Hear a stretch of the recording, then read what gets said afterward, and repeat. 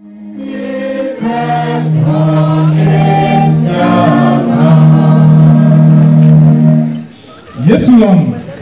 ang manikliwe. Lenyamo katali eyamakwe ye aklong ijipo kumebes Yesulong. Amen. Amen. Miapato Yesu Kristo pe afom elaba ko ngba nya sentinya poda nya novi kosi ya magaje lanti esi yo to apa yo yomi alors mia buiba a jemi uba nya novi sino mia doma ano epeve Toji na ya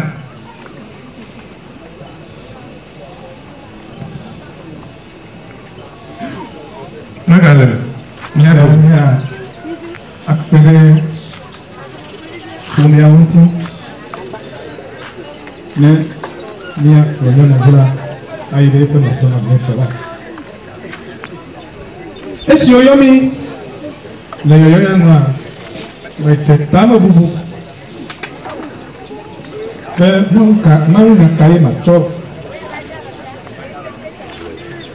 abajo così amagante fue uno casi cosa ya me en una gonamba macho maunya le Ezequiel fue acá le está plato o André Tukwi Banto Soyida Ouliaji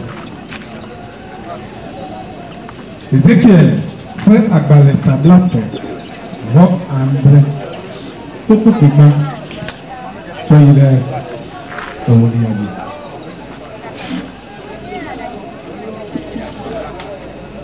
Inamia se nous voilà.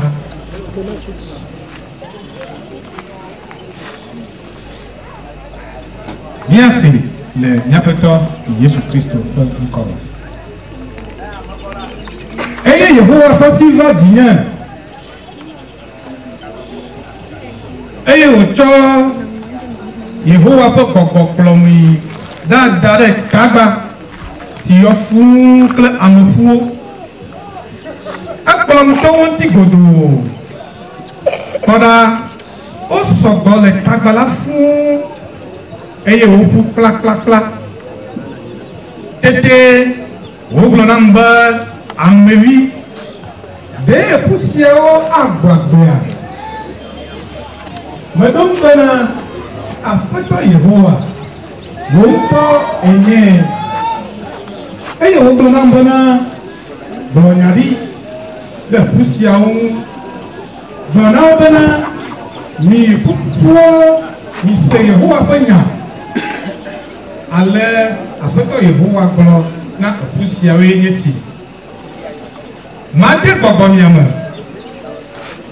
ne miago agbe mate la mekamiamu ye mana la na do miamu mafa agbale de miamu mate gogo miama be miago agbe Sina disiba nyeye Yehowa. Magonyari abe alesi o desenam ene. Maglo enyadi la wo le bibim. Puao le pepemdo no wo dome de sia de vano yago. Merdong pu anyi kakpobana la makadung aladung agbale fada eji ke bobo makodo uma hade tete oglona mana glonyari dode bobo amewi glonyari na gbona bobo bana ale apeto Yehowa glo esi Gobo. Tu y en es aussi. Bon, Nava. Godin Amokuku Siaoume. Ne wa go agbe. Et ma gloniari, allez si vous descendez là, tété. Gobo awo vadome. Et. Ogo agbe. Et tout de. On peut affaoji. Afatola penyaï. Amen. Novi le Christ Jésus. Me va appeler Bojo. Me va appeler de quelqu'un. Et me dit ici le Christ. Me dit vraiment on nous dit quelqu'un. Me dit que nous voici. Me dit vraiment voilà. Il y a que pour nous. Abalé si apôtre Paulo. Et plein de vous m'attendent. Et il y a la forêt de nous. Me dit nous voyons que nous avons un vieux à domicile. Mais si maman bien on a un nouveau dit quelqu'un. Bonjour nous katakem. Jésus Christ encore le peuple.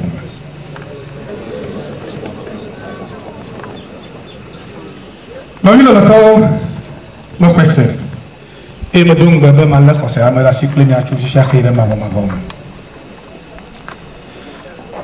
Takola non non tu de vieux le Christ Jésus vient pas la main.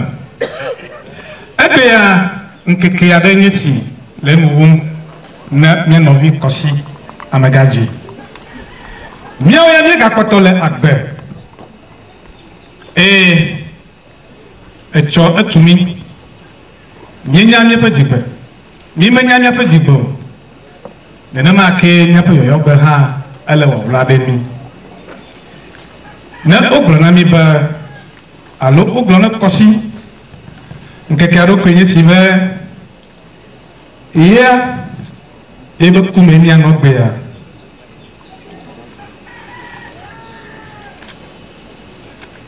adwadika aglobe gbede manye eto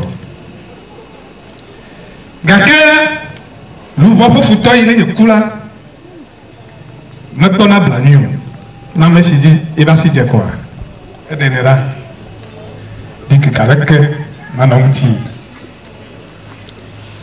eyata novinho mina nya katamia henya pesusura enya siazo nya biomau nya pepedo dora siamada wanami nunya wanami komosese wala sile penya lanti nami ben esi konsidio le miabo e bokoko aburonia kebum nenami mbokoko bena besi do ayo mi ha fisi consideration le mukuma mi ha mi ana tefema eye ni mokoko sile mi enu wo chochoke ha mi asi e mo presebe ne mema ko ano na amsiam esi tewa agadola te ni di bebe jipo wo ekuvena mi wo ekuye jipo fo agbo no wi lo to mi na ni adola tijati Mieux de là, tu dis la le Ézéchiel, il y a glorieux la Brahim. Amakaini Ézéchiel. Ézéchiel, il y a améadao, asi ni Israël, vi, asi Israël vio, on va poissonner maus suba. Yo chow beta hedora bal tro subo le bubu bola e va ma ba ma wuda sila wonti asi ma wuda sila wonti a o gwa ma do kosimo la e o wo pe na gorila o le amagereo e o ba Israël o dula a mesi aussi o pasi je quoi titretila ya o kolo ya boyoma le Babylonia asi o yi Babylonia o gbé agbẹfọ ẹmọ ẹmọdé o lẹgbẹ àkókò àgbẹ abalẹsi nyẹnyẹ ẹnà Israẹl viora n'amade kpolo gbọa o sẹ afẹfẹ eyata o du yanyi bẹ o me di n'ame ɖe ekeme etome o ke o do n'ame ɖe agbadzi le etome.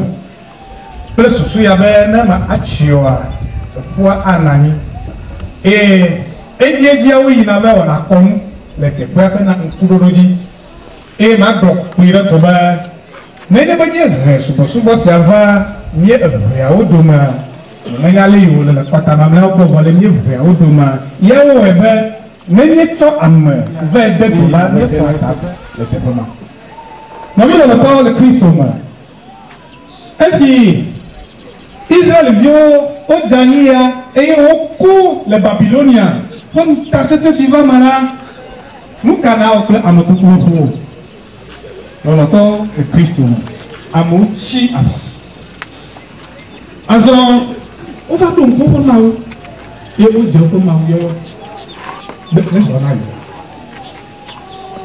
je pense que quand si abega déjà dans les autres tomber est sur nous qui esi o denu du ne tro esi o mu sedo voga ke mu le bala esa so nki be ibo wala re ele be problem wa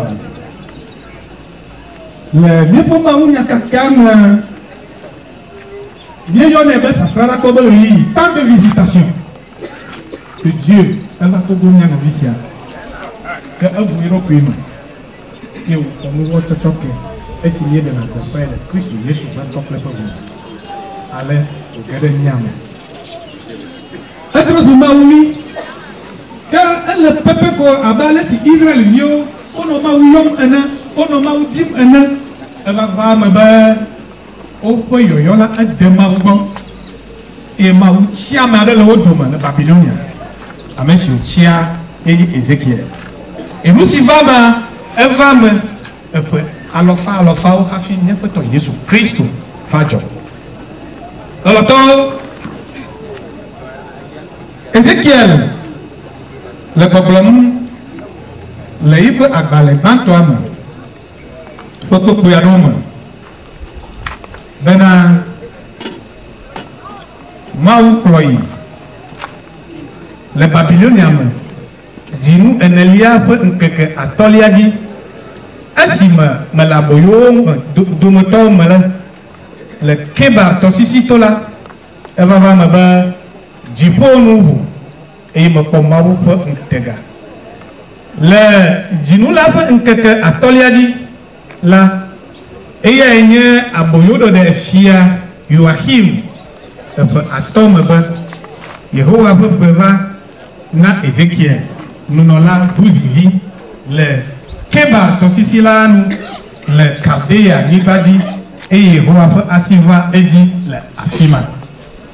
Ika no apoyame hafi Yehowa fa asiva ji leneyi ne wawe de pepa ne jimetotona Israel vio. Ale miese maunyala obe Yehowa fa asiva yeji e okloira dare tagba si yofu pla amefuo ekplɔm to ti godo kpɔɖa wo sɔgbɔ le tagba la fún eye wo ƒu kplakplakpla tete wo gblɔ nam bena amevi de ƒu siawo agagbɔ agbea nɔvi lɔlɔtɔ le Kristo Yesu me minya nu siwo yɔna be tagba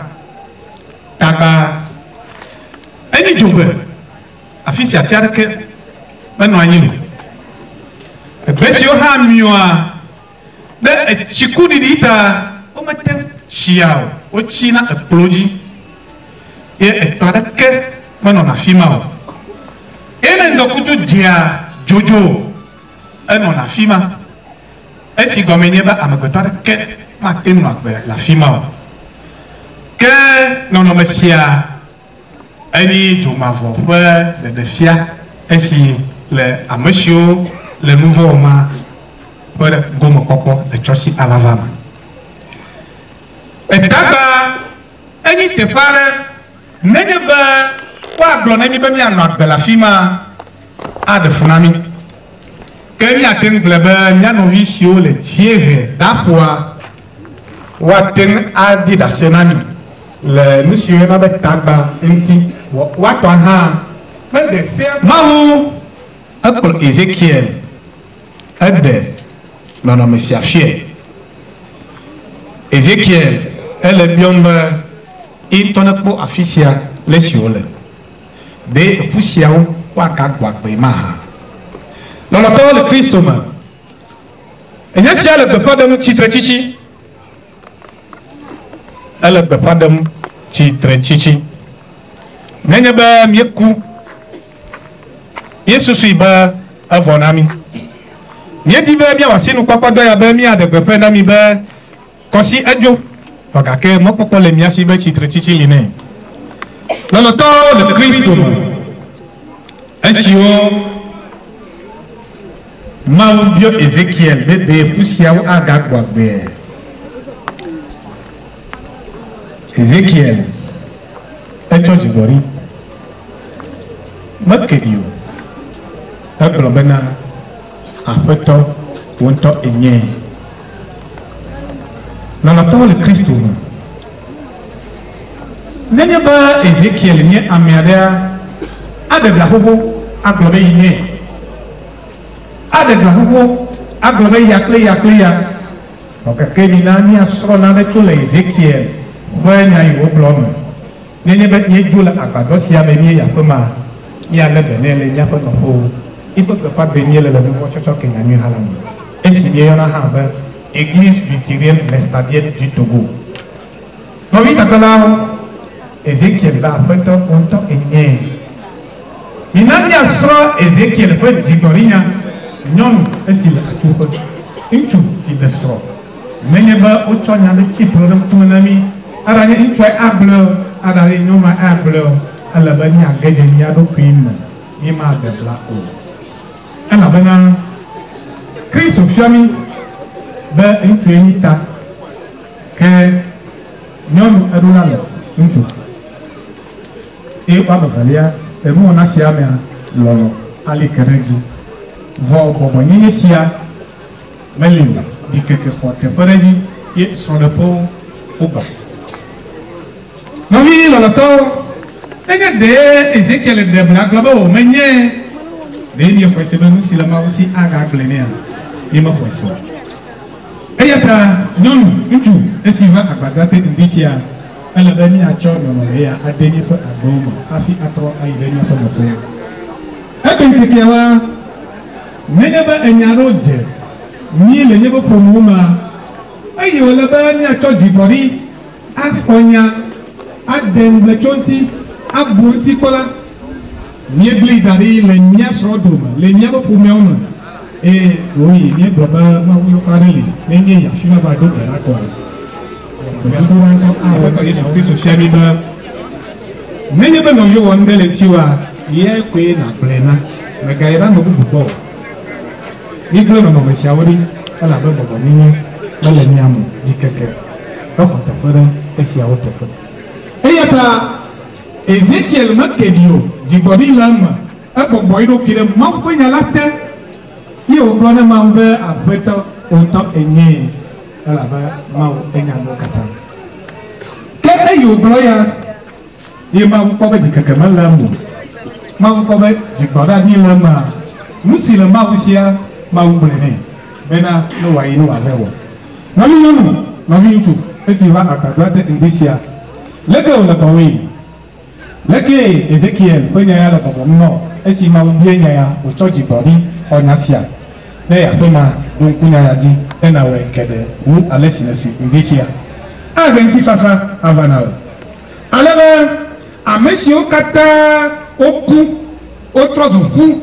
Eyi amareke magatenga kwa sebo agbe adomoa mawi neni musetola efio mosio e Ézéchiel azo musio agbo e agbe atrodo poama efie makwe sebe neni be miawela nyakedi nya do magatenga mo e nene ma wa no na ma do fifi la ele miaduma be mia novi kosi amegaje esi o chodule miaduma mia susu be titre chichi maganene o no mi lo to mi na mi azople mawnya ne mi akora bena kosi amegadia titre chichi ma nosi le mu wa ma eyata ela vama be oyide oponu majodrolaji tete wo gbonamba amewi de pusia wa ganu agbe madum bena afeto Oblona bena lonyadi de afusiamuti. Ale apeto Yehowa glo. Na afusia wenyesi. Ma de bobom. Ne miagbo agbe. Ma de la maka miamu ye mana lana do miamu. Ma fa agbale de miamu ma de bobo miamu be miagbo agbe. Ne miaje sibe enyenyi Yehowa. No yilo loto le Kristo Yesu. Mi kareji mi na mom kokko bene si le no mesiama maunya system na le bea ne powagbe ne na chitre le dukuno esia ha chitre tichike no yilo loto le Kristo mo yebo maunya yeje gona mi ba asi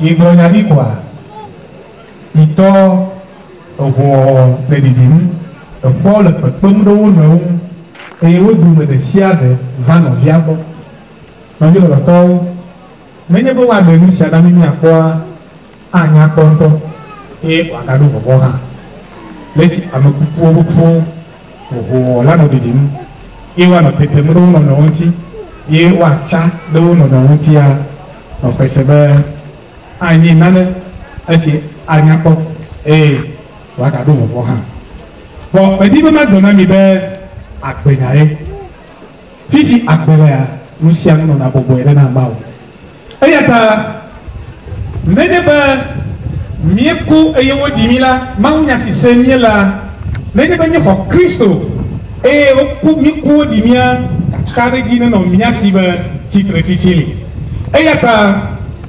esiwo Yesu Kristo o kera chicho ganti Reyi si o chepe agbenara ticho galanti la ngomla o blebe yodonu o amokoko o chitre.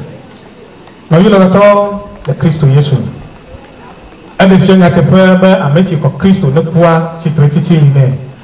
Eyata hafi ne Ezekiel ne blo enyaria Isaiah ha ekpong te gaya tombi le pe agbale tabla vovo ade pekui Ashekiam Isaiah Pongtega Afima Omorobe Wu Amokukuo Agbo Agbe nye Amokukuo Afone Chimire Ketumoton Miacho Ase Isaiah Eha Esia Eyata Mia Monsieur le Christo Honouveau Chochokia Mon Koko le Miasibe Chitre Chichi le Niadalam Eyata no yelo la tosio le Kristo Yesu ma nyame yova ndisia yemi le bekwasi adema elebe mia bua konta cho mia ro pinti le nusi le novam la ebea ira tojimo mi mara tojimo elebe mia bua konta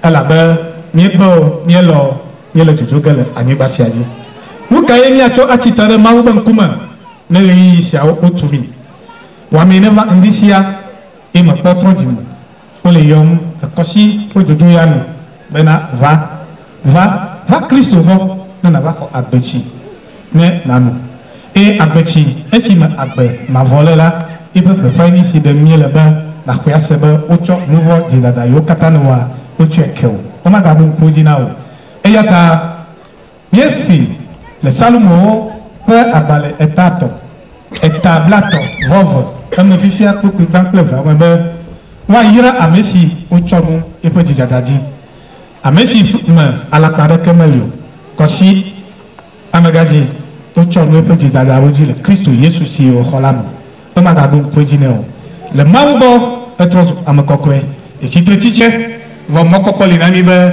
agbe agado me le kekelaji afima jijo popo mamleto ana icho imavo he imavo lama no yilo lato wa mesi va ndisia ne le nusia dima Yesu Kristo pe sasrara popo yi tetuya tolejima na kwagbe na nani le ntifafamu loloto esi mieva ndisia esi aweni nyasio jemi e mabuchonami be mi achonami mi no agbele nyasia uma mi ano mokpokoma bena bereka mi adogo le jifo le nyapeto Yesu Kristo bo nti fafa esi program sese katatala na na nyipe ni adoma amesiam ni nani le nti fafa no le na poto Yesu Kristo no amen.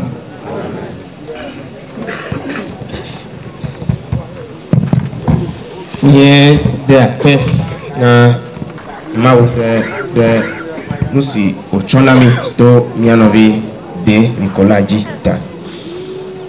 Azon ni acho hajiji alofa eve club la tobo ni kantire abado ate. Eye ya irabe ni akafu ni amawu amanubala.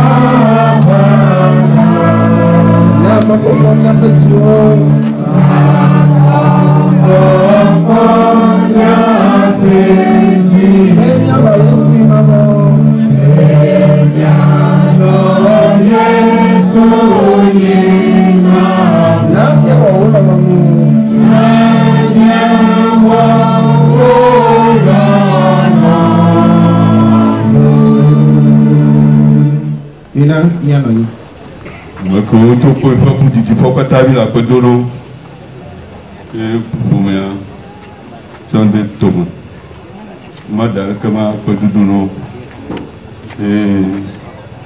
na wale no biwa anyabe mawuye ila wana akpa iko nyamia to emilado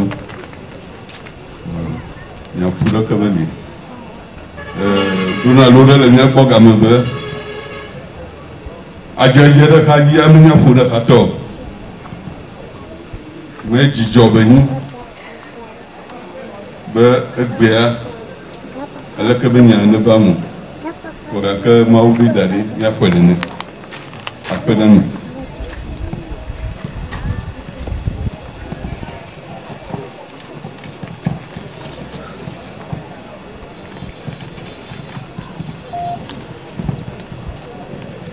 oraison finale de Amelgadji Kossi. Père, s'il te plaît, éloigne de moi cette coupe. Toutefois, que ta volonté soit faite et non la mienne. Luc 22, verset 42. Oui, la volonté de Dieu est faite. Et nous devons lui rendre grâce, car il avait donné et il lui a plu de reprendre. Nous sommes ainsi impuissants devant ce drame, malgré notre affection, notre amour pour notre fils, notre époux, notre père, notre frère, notre oncle, notre ami. Essuyons donc nos larmes, nos pleurs, nos cris, nos lamentations. Ne pourront jamais changer le cours des choses. Comme si ça n'était allé à l'appel de celui qui l'a envoyé sans façon ni résistance. Que l'Éternel soit loué. car tout ce que l'Éternel a fait est bon, et c'est à juste titre que je l'affirme. Cependant, une séparation, surtout définitive, est difficile à supporter. C'est ce à quoi faisait allusion le sage Sibéon lorsqu'il disait à Marie dans Luc 2, verset 35, qu'un grêle transpercera ton âme. Oui, aujourd'hui, en effet, seuls les proches de Kossi pourraient apprécier cette douleur qui les secoue. Mais alors, qui est notre frère que nous pleurons?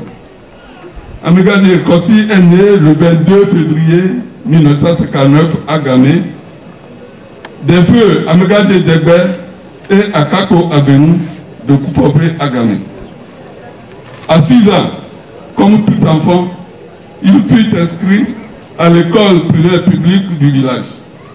Après son CP, il entra au secondaire à Agolvé, mais ne put achever tout le cycle. Il fut contraint d'abandonner les classes et son instruction à la suite du décès de son papa. Il embrassa alors le métier de la terre dont il tira grand profit.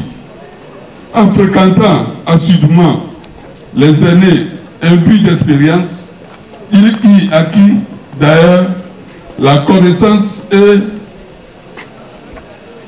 le pouvoir des herbes, devenant ainsi l'un des herboristes le plus consulté dans la société.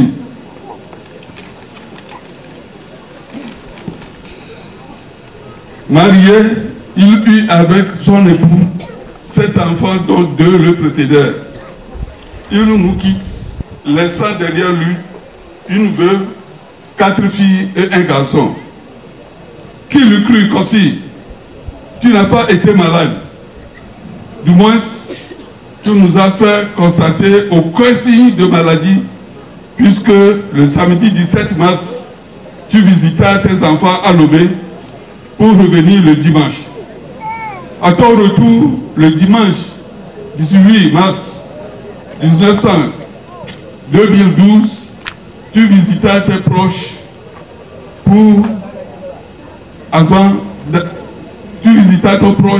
avant d'aller retourner ton oreiller, duquel tu ne te relèveras plus jamais. Ton décès sera confirmé le lendemain par les agents de santé de Gamé. Chers frères et sœurs, en Christ, quelqu'un de très cher de la communauté. Et le temps ne suffira pas pour étaler ses vertus,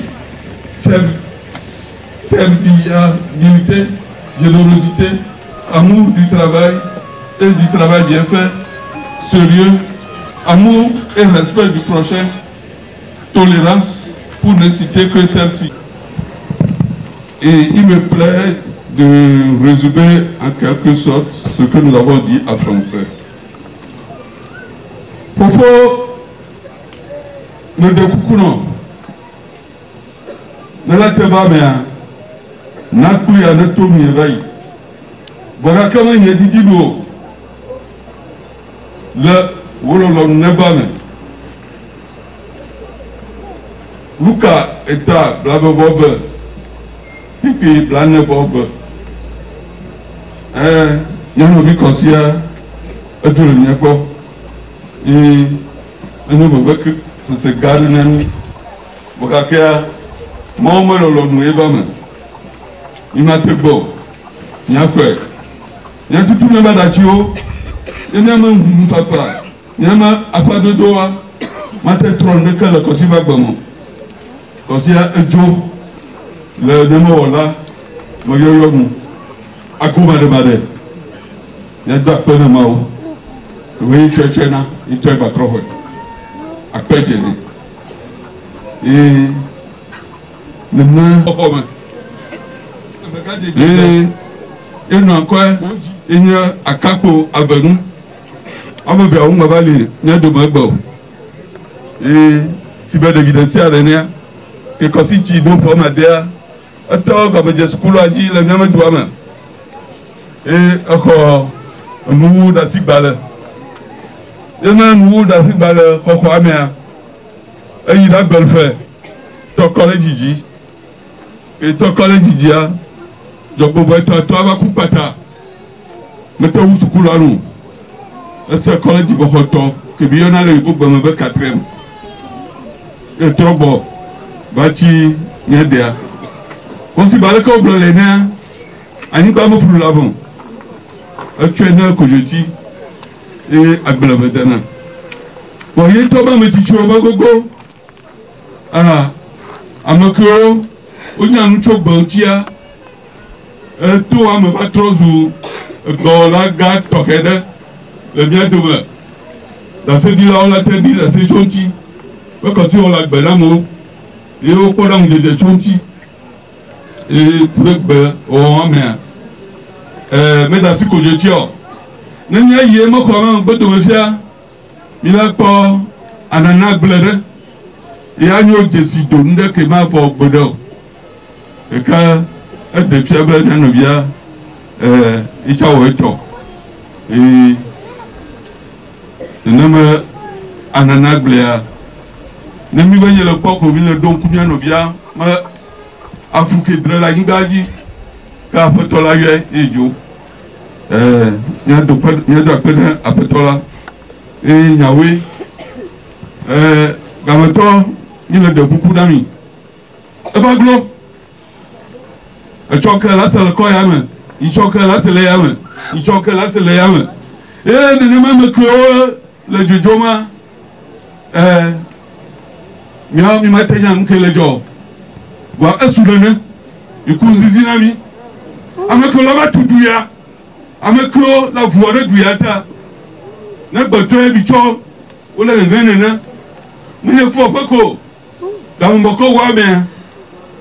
Ikuzi dinami. Eka be aleka la jijorenya. Ojo le meko kaka. Ene de bideba oh. Ichaya we ne kama ne trosundia. Que alors du là-bas quoi ya et beaucoup mieux là-bas c'est il a beaucoup de lignes bandées ya ne pas très loin